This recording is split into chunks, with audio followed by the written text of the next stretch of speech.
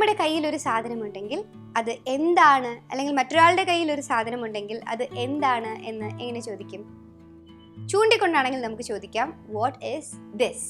ഉദാഹരണത്തിന്, എൻ്റെ കയ്യിൽ ഇപ്പോൾ ഒരു കുടയുണ്ട്. അപ്പോൾ ഒരാൾ എന്നോട് ഇത് എന്താണ് എന്ന് ഇംഗ്ലീഷിൽ എങ്ങനെ ചോദിക്കും? What is this? What is this? അപ്പോൾ ഞാൻ ഉത്തരം എന്ത് പറയും? ദിസിനെ കുറിച്ചാണല്ലോ ചോദിച്ചിരിക്കുന്നത്. അപ്പോൾ ഞാൻ ദിസിൽ നിന്ന് തുടങ്ങണം. This is an umbrella. ഇതെന്താണ്? ഇതൊരു കുടയാണ്. This is an umbrella.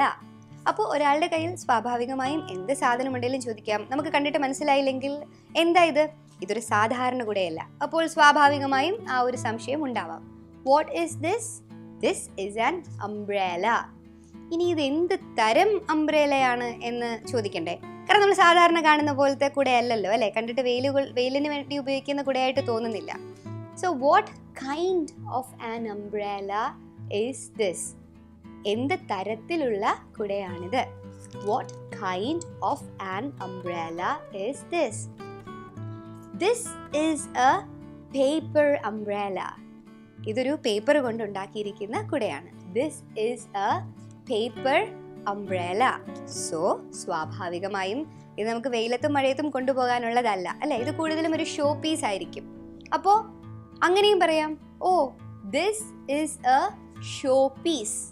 വെറുതെ ഭംഗിക്ക് വെക്കുന്ന, കാഴ്ചയ്ക്ക് വെക്കുന്ന ഒരു സാധനമാണ്, ഉപയോഗിക്കാൻ പറ്റില്ല. So what is this? This is an umbrella. എന്ത് തരം umbrella? What kind of an umbrella? Oh this is a paper umbrella. അപ്പോൾ സ്വാഭാവികമായും നിങ്ങളുടെ സംശയം ഇത് വെയിലത്തും മഴയത്തും ഉപയോഗിക്കാൻ പറ്റുമോ എന്നായിരിക്കും, അല്ലേ? പറ്റില്ല. This is a show piece. Okay, so ഇപ്പൊ കുടയായി സാധനം കയ്യിലുള്ളത്. ഇതുപോലെ ആരുടെ കയ്യിൽ എന്തുണ്ടെങ്കിലും നമുക്ക് ചോദിക്കാം. അറിഞ്ഞുകൂടാത്തതാണെങ്കിൽ, സാധാരണ ഒരു കുട പിടിക്കുമ്പോൾ ആ ചോദ്യം ചോദിക്കേണ്ട ആവശ്യമില്ലല്ലോ. നമുക്ക് അറിഞ്ഞുകൂടാത്തൊരു സാധനമാണെങ്കിൽ ചോദിക്കാം വാട്ട് ഈസ് ദിസ്? പൊതിഞ്ഞു വെച്ചിരിക്കുന്ന ഒരു പൊതിയാണെങ്കിലും ചോദിക്കാം വാട്ട് ഈസ് ദിസ്? അപ്പോൾ ഉത്തരം പറയാം. ഇനി നമ്മുടെ കയ്യിലിരിക്കുന്ന ഒരു സാധനം എന്താണെന്ന് മറ്റൊരാൾ ചോദിച്ചു, വാട്ട് ഈസ് ദിസ് എന്ന് ചോദിച്ചാൽ നമുക്ക് പറയാം ദിസ് ഈസ് സാധനത്തിന്റെ പേര്. അപ്പോൾ ഇത്ര വളരെ ലളിതമായ ഒരു സെന്റൻസ് ആണ്. ഇത് ഒന്ന് രണ്ട് വട്ടം എഴുതി വെക്കുക. കുറച്ച് തവണ നമുക്ക് വീട്ടിൽ പ്രാക്ടീസ് ചെയ്യാവുന്നതുമാണ്. എന്തെങ്കിലും കൊണ്ടുവരുമ്പോൾ വാട്ട് ഈസ് ദിസ് എന്നൊന്ന് വീട്ടിൽ ചോദിച്ചു നോക്കൂ. ഇങ്ങനെ ഉപയോഗിച്ച് തന്നെയാണ് നമ്മളൊരു ഭാഷ പഠിക്കുന്നത്. കാണുക, പഠിക്കുക ഇംഗ്ലീഷ് ലളിതമായി രസകരമായി സൂര്യയോടൊപ്പം ഇൻ സിമ്പിൾ ഇംഗ്ലീഷ്.